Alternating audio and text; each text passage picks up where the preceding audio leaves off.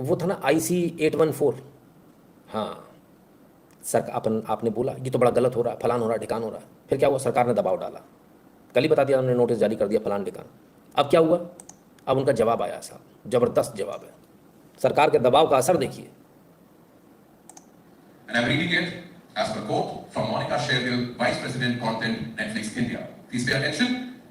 For the benefit of audiences unfamiliar with the 1999 hijacking of Indian Airlines Flight 814, the opening disclaimer has been updated to include the real and code names of the hijackers.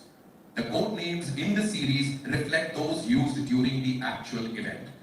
India has a rich culture of storytelling, and we are committed to showcasing these stories and their authentic representation.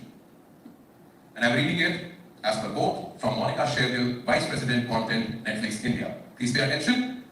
For the benefit of audiences unfamiliar with the 1999 hijacking of Indian Airlines Flight 814, the opening disclaimer has been updated to include the real and code names of the hijackers. वाह, चलिए, अब ये series को लेकर बड़ा हंगामा है। उन्होंने, सरकार ने दबाव बनाया, सरकार बहुत पावरफुल होती है, सरकार ने दबाव बनाया, जैसी सरकार ने दबाव बनाया नेटफ्लिक्स ने घुटने टेक दिए एकदम। मोनिका शेरगिल एकदम घबरा गई, डर गई, पूरा नेटफ्लिक्स डर गया सरकार के आगे, घुटने टेक दिए, बोले कोई बात नहीं, हम पूरा चेंज कर देंगे, नहीं सॉरी, हम कुछ भी चेंज नहीं करेंगे, हम एक डिस्क्लेमर लगा देंगे, और नीचे एक पट्टी चलती है डिस्क्लेमर, उसमें जो तमाम सारी बाकी चीज़ें हैं उसमें एक चीज़ और जोड़ देंगे बाकी सारी चीज़ों के साथ। इतना सारा जो डिस्क्लेमर लिखा होगा जैसे आप पढ़ ही नहीं सकते, जो एक सेकंड के लिए आके चला जाता भक्क से, उसमें लिखा होगा कि जो इनके असली नाम है और जो इनके कोड नाम थे दोनों लिखे होंगे। अच्छा, डिस्क्लेमर कौन पढ़ता है? पढ़ भी पाते हो इतनी जल्दी? नहीं पढ़ पाते। कोई पढ़ता है? कोई नहीं पढ़ता, पढ़ता ही नहीं कोई। पूरी फिल्म में शंकर भोला चलेगा, पूरी फिल्म में। हाँ, और एक डिस्क्लेमर लगा दिया, चलो वहाँ तक भी बात इसकी शंकर भोला की नहीं, उससे भी बड़ी बात है, इस पूरे एपिसोड में रॉ को जिम्मेदार बताया जा रहा है और ISI को क्लीन चिट दी जा रही है पाकिस्तान की, जबकि ISI का करा धरा था सारा। और इसके बाद जैसे ही आया, अरे भाई साहब, भाजपा सपोर्टर IT सेल ऐसा लेकर धड़ाधड़ नाचे हैं आज, हो हार गए, डर गए, देखो हो गया, काम हो गया। कमाल है, गजब के लोग हैं साहब। एक बार फिर नेटफ्लिक्स ने सरकार के मुंह पर थूक दिया, पूरी सीरीज वैसी ही रहेगी, बस शुरुआत में एक डिस्क्लेमर लगा देंगे जैसे कोई नहीं पढ़ता। नहीं चाहिए डिस्क्लेमर, हमें असली नाम चाहिए, दोबारा डबिंग कीजिए वरना ऐसी सीरीज को बैन करे सरकार। बहुत हो गया नाटक, बंद करो तमाशा। 2600 लोगों ने तो रिट्वीट मार दिया, 4200 लोग इसको लाइक कर चुके हैं। भगवान जाने अब क्या कहें हम। क्या सरकार को अभी भी समझ में नहीं आता देश की जनता क्या चाहती है? क्या सरकार को अभी भी पल्ले नहीं पड़ रहा? आप इन शब्दों को डबिंग करने में कितनी देर लगती है, हमें उससे मतलब भी नहीं है कितनी देर लगती कितनी नहीं। अगर आप नहीं कर सकते तो हटाइए, खत्म बात, बंद कीजिए। पर वहाँ तो पहली रिलीज हो रखी भाई साहब, उसको कौन सा CBFC का सर्टिफिकेट चाहिए? वहाँ तो चल रही है धड़ाधड़, देखने वाले देख रहे हैं। मैं तो इस पर हैरान हूँ, लोग नेटफ्लिक्स लगाते हैं घर में। मैं एक आपको बड़ी जिम्मेदारी के साथ एक बात, तो मेरे एक बहुत पुराने मित्र थे, बहुत पुराने और संघी मित्र कह लें, भाजपा में भी हैं। तो बातों में एक दिन मेरे घर के बाहर से निकल रहे थे, बातें हुई कुछ ऐसे वैसे, तो कुछ बातों में निकल आया और बातों में उन्होंने बोल दिया, कुछ सीरीज़ चल रही थी, उस सीरीज़ की बात निकली, बोले ऐसा वैसा। मैंने कहा, तो उन्होंने बोला नेटफ्लिक्स पे है। मैंने कहा ये कहाँ पर है? बोले नेटफ्लिक्स। मैंने कहा नेटफ्लिक्स देखते हो? आपके नेटफ्लिक्स लगा है? हाँ नेटफ्लिक्स। मैंने कहा राष्ट्रवादी को नेटफ्लिक्स नहीं देखना चाहिए। अरे नहीं, ऐसा थोड़ी होता है, वैसे थोड़ी होता है, कर आके। उस दिन का दिन और आज का दिन है, मेरा उनसे बोलचाल बिल्कुल बंद है। आज इस बात को शायद 4 साल हो गए होंगे। जो व्यक्ति नेटफ्लिक्स देखता हो, जिसके घर में नेटफ्लिक्स लगा हो, उससे हमारी क्या बनेगी? और फिर राष्ट्रवाद का झूठा चोला ओढ़ने की ज़रूरत ही क्या है? जब आपको एंटरटेनमेंट देश से ज़्यादा बढ़कर है, आपसे एक नेटफ्लिक्स नहीं छूट रहा, आप क्या करोगे इस देश के लिए? तो ऐसे जिसके मन में विचार नहीं है, ज़्यादा नहीं बोल पाऊंगा, मेरे मित्र हैं, कल परसों फिर मिल जाएंगे तो आफत होगी। तो जिसके मन में विचार, अगर मन से जिसके विचार नहीं है, दिल से जो नहीं है, संगी बेकार है, यूजलेस है ना। ऐसे लोगों से बात करके क्यों अपना समय खराब करें अपन? केशव जी कहते हैं, अगर कोई हिंदू या कोई संत मोदी जी से बात करे पर्सनली देश में जो हो रहा है उससे रिलेटेड, तो अपने लोगों पे कार्रवाई जो इन ही की सरकार कर रही है और हिंदुओं पर हो रहे अत्याचार से रिलेटेड बात करे तो सॉल्यूशन निकल सकता है? नहीं, उनको सब पता है, ऑलरेडी पता है, और उनके करीबी जो लोग हैं उनको भी सब मालूम है। ठीक है ना। तो ये स्थिति है। हाँ, वाकई में लोग क्रेडिट्स भी नहीं पढ़ते, ये तो एक छोटी सी मतलब एक डिस्क्लेमर, इसको कौन पढ़ने वाला है। बात सिर्फ नाम की नहीं है, बात उससे ऊपर है। Netflix IC-814 is an expensive PR job for the ISI, shows RANW torturing civilians. मैं नहीं कह रहा, वीर संघवी कह रहे हैं भाई, और ये आर्टिकल प्रिंट का है, कसम से, you will not believe it, but this is the reality.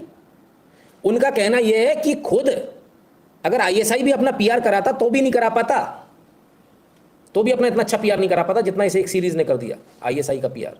और आरएएनडब्ल्यू यानी रॉ को इसमें अपने ही देशवासियों पर अत्याचार करते दिखाया गया। मैं नहीं देखो, मैंने तो देखा नहीं ना, मैं देखने वाला हूँ। अब आप सोचिए, ये स्थिति है। प्रिंट जैसे लोग भी ये कह रहे हैं। कमाल है। खैर, पूरी रात जगह तो मुझे आपसे सलाह चाहिए। फ़ोन कर लीजिएगा तपन जी, है ना, कल फ़ोन कर लीजिएगा। चलिए और सुन लें और क्या क्या है इसके अंदर। बात नहीं, ये जो नेटफ्लिक्स की ओर से अब बयान जारी किया गया है, क्या अब आप लोग संतुष्ट हैं?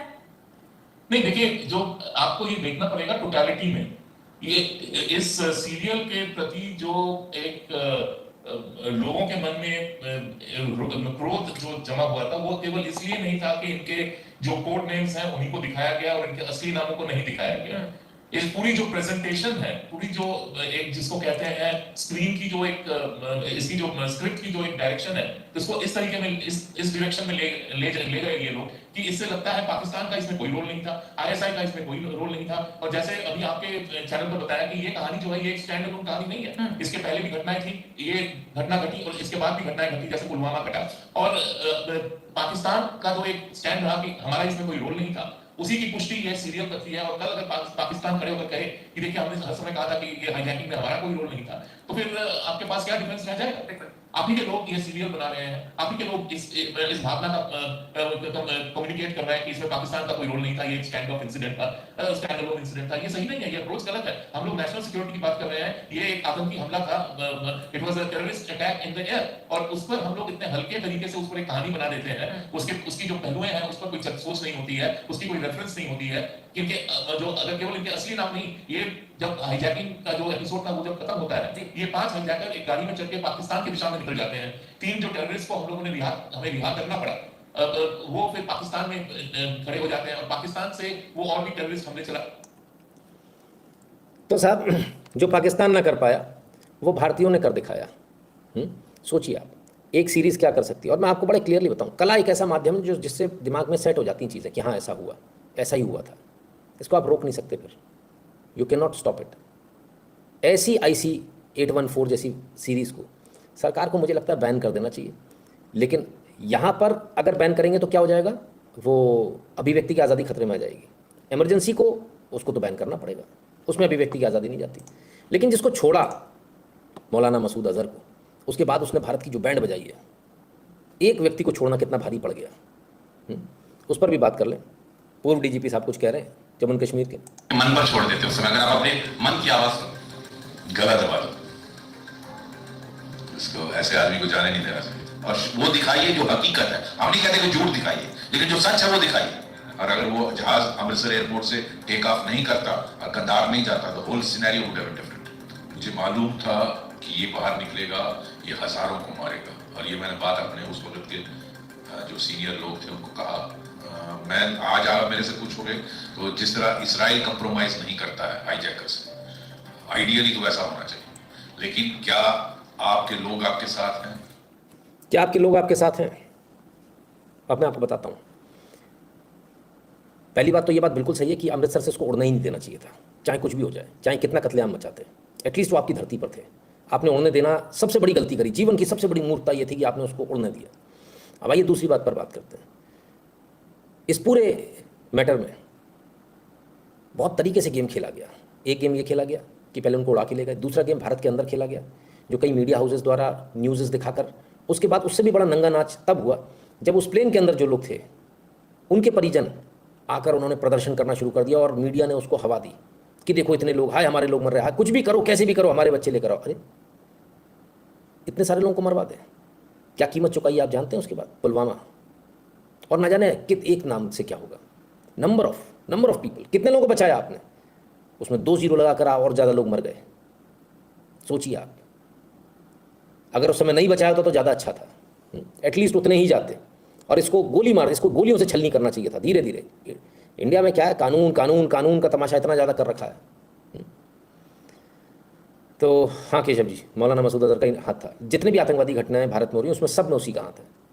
तो आप सोचिए, एक आदमी जो यहाँ से जिसको हमने छोड़ा, क्या उसने गदर मचाया उसके बाद भारत में, कितने लोगों को मार दिया। एक सज्जन थे जिनको मार दिया गया था, उनकी नई नई शादी हुई थी।